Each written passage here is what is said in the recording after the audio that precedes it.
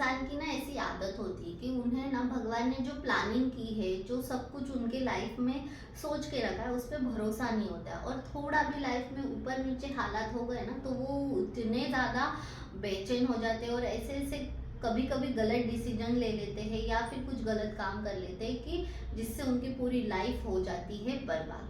तो आज मैं आपको एक अगेन ऐसी ही नई स्टोरी सुनाने वाली हूँ, जिससे आपको समझ में आएगा कि हमेशा हमें भगवान के प्लानिंग पे भरोसा रखना चाहिए।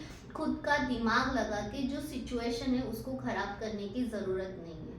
और इससे आपको डेफिनेटली आपकी लाइफ में आपको कब क्या करना चाहिए इसका तो एक अच्छा एग्जाम्पल तो मिलने ही वाला है। तो चलिए शुरू करते हैं एक नई कहानी। एक बार एक 20-22 साल का लड़का मंदिर जाता है एंड भगवान के आगे प्रार्थना करता है। फिर पता नहीं कुछ उसे कैसे कुछ ऐसे थॉट आता है एंड वो भगवान को बोलता है कि यार भगवान, आपका तो बहुत ही बढ़िया है, सिर्फ आपको यहाँ खड़े रहना है, लोग आते हैं अपने मन की बात बोलते हैं और आपको सिर्फ उन्हें आशीर्वाद देना है। हमें देखो रोज सुबह उठना है, कमाना है, घर चलाना है, पढ़ाई करना है, बहुत कुछ करना है हमें।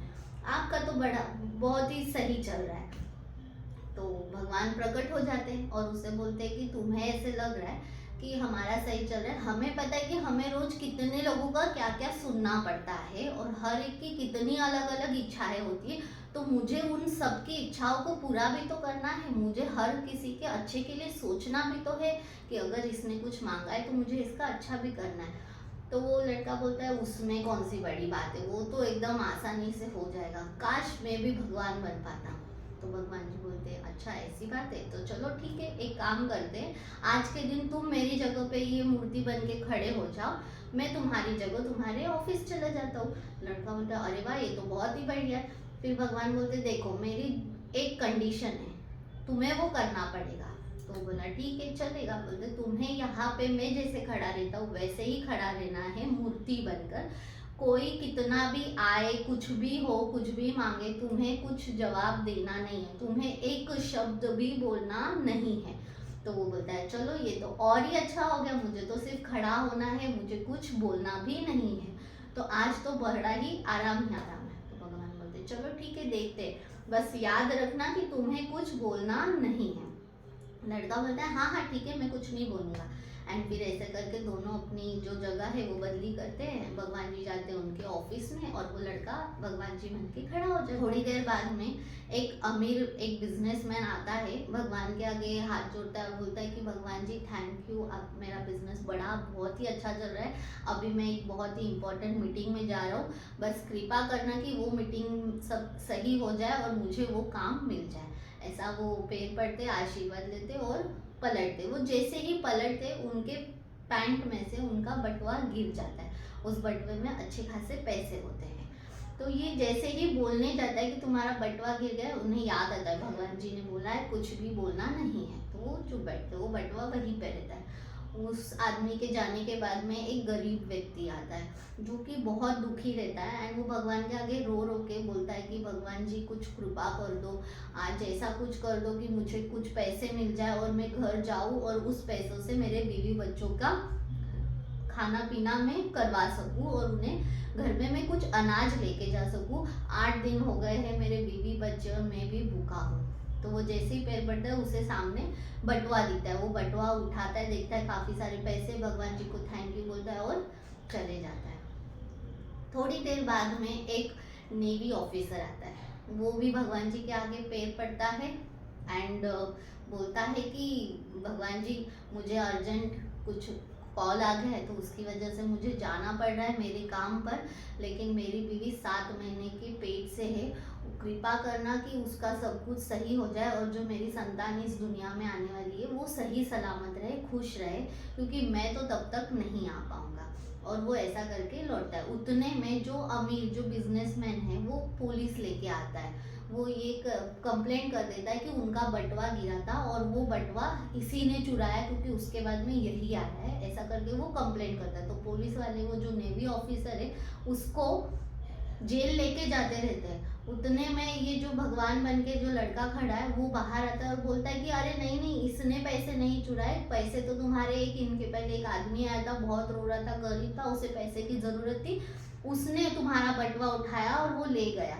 तो ऐसा करके वो पुलिस जो है वो जाते हैं गरीब के घर में, उसको अरेस्ट करते हैं एंड वो पैसे जो थे वो ओनर को दे देते हैं एंड उसको जेल में डाल देते हैं। और ये नेवी जो ऑफिसर था ये छूट जाता है और इसको ये अपने काम पे चला जाता है। शाम होते ही भगवान जी आते हैं और उन्हें उस लड़के को पूछते फिर क्या हुआ, आज सब ठीक था, तुम्हें याद तो था ना तुम्हें कुछ बोलना नहीं है। वो लड़का बोलता है अरे बाप रे मैंने ये क्या कर दिया। फिर उससे लगता है मैं बोल देता हूँ भगवान जी को। फिर वो बोलता है कि ऐसा ऐसा हुआ था, एक आदमी आया उसका बटवा गिर गया, दूसरा आया वो उठा के ले गया, तीसरा आया उसको पुलिस लेके जाने वाली थी लेकिन मैंने बता दिया उसने चोरी नहीं की है, इसने की, और ऐसा सब मैंने फिर पूरा एकदम सही सही कर दिया। भगवान जी बोलते मैंने तुम्हें कहा था कि एक शब्द नहीं बोलना, फिर तुमने क्यों बोला, मैंने सब कुछ सोच के रखा था। वो जिस अमीर आदमी का जो बटवा गिरा है ना उसमें ज्यादा पैसे नहीं थे, उसमें सिर्फ 10,000 थे। उस 10,000 से उस गरीब के घर में अनाज भी आता, बीवी बच्चों को खाना भी मिलता और वो लोग खुश हो सकते थे। और जिस नेवी ऑफिसर को तुम बोल रहे हो कि तुमने जेल जाने से बचा दिया, अरे वो जिस शिप में जाने वाला है, वो जिस नाव में जाने वाला है, वो पानी में डूबने वाली है।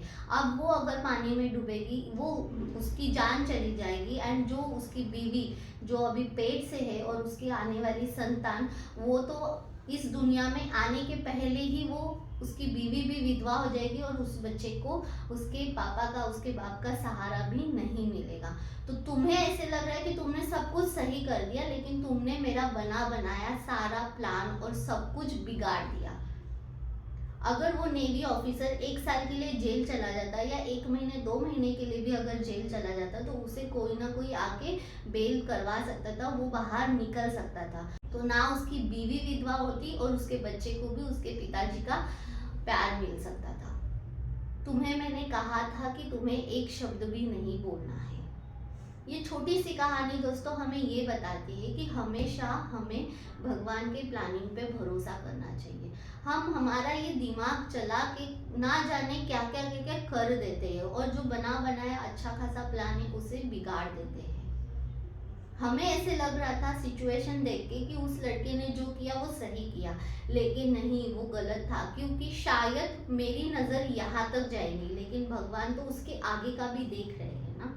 तो इसीलिए लाइफ में अगर कुछ भी हो रहा है, कुछ गलत आपको लग रहा है कि नहीं यार ये मेरे लिए सही नहीं है, थोड़ा पेशेंस रखिए, बिकॉज उसके बाद शायद आपके लिए जो सही है वही होने वाला है।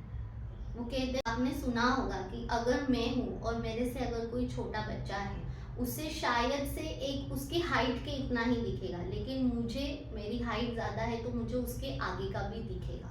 तो वैसा ही कुछ होता है हमारे लाइफ में कि हम जो देख रहे हैं, जो हमें दिख रहा है, वो सब कुछ हमेशा वैसे ही होगा और हमेशा वैसी ही परिस्थिति होगी, ज़रूरी नहीं है। भगवान ने सब कुछ प्लानिंग कर रखी है, हमें सिर्फ धैर्य रखना है और हमें भगवान पर भरोसा रखना है। तो जब भी आप लाइफ में दुखी होते हो, निराश हो जाते हो, उदास हो जाते हो, कुछ रास्ता नहीं दिखता है, तो हमें कुछ नहीं करना है, सिर्फ खुद को शांत रखना है, धैर्य देना है, क्योंकि भगवान आपके साथ कभी कुछ गलत नहीं करेंगे। अगर स्टोरी अच्छी लगी हो तो चैनल को ज़रूर सब्सक्राइब करें ताकि मैं जब भी कोई ऐसी नई स्टोरी या कुछ नया वीडियो डालूँ तो आपको अपडेट मिल सके और आपके फैमिली, फ्रेंड्स एंड रिलेटिव्स के साथ में इस स्टोरी को ज़रूर शेयर करें। Thank you. नमस्ते।